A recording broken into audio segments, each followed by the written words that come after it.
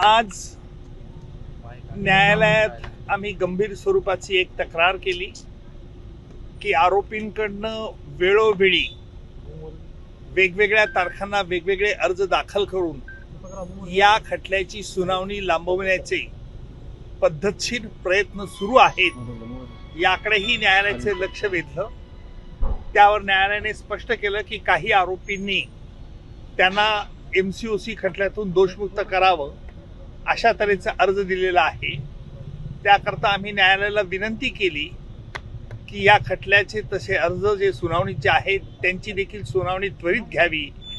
आज न्यायालयात आरोपी 3 ते 7 आरोपी जे आहेत त्यांच्यातर्फे युक्तिवाद करण्यात आला की एकत्रित आरोपपत्र जे CIDने दाखल केलं आहे हे चुकीचं आहे।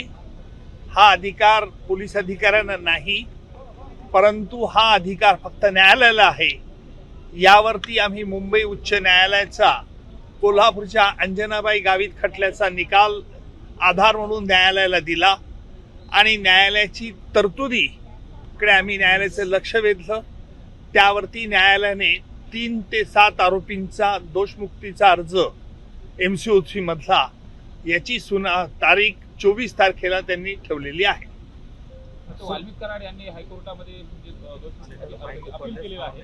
आज वाल्मिक कराडच्या वकिलांनी न्यायालयात प्रतिपादन केलं की त्याने उच्च न्यायालयामध्ये न्यायालयाच्या निकालाला आव्हान दिलेलं आहे आणि त्याकरता आम्ही सांगितलं की उच्च न्यायालयाने यांना कुठेही स्टे दिलेला नाही, म्हणून त्याच्या विरुद्ध देखील लवकर आरोपी निश्चित करणं जरुरीचं आहे।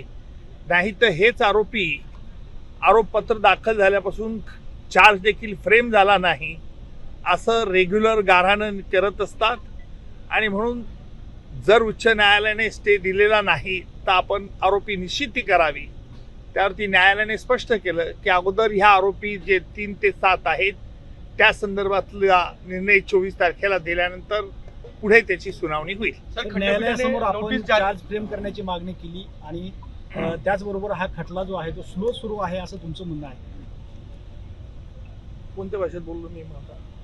सर, खंडपीठाने नोटीस देखील दिलेली आहे शासनाला, ती नेमकी काय सर आणि त्याच्यावर काय तुम्ही म्हणणं मांडलंय? औरंगाबाद उच्च न्यायालयाने नोटीस दिलेली नाही, फक्त सरकारला त्यांचं म्हणणं वाल्मिक कराडच्या अर्जावरती त्याची सुनावणी 19 तारखेला मुंबई उच्च न्यायालयाच्या औरंगाबाद खंडपीठापुढे आहे।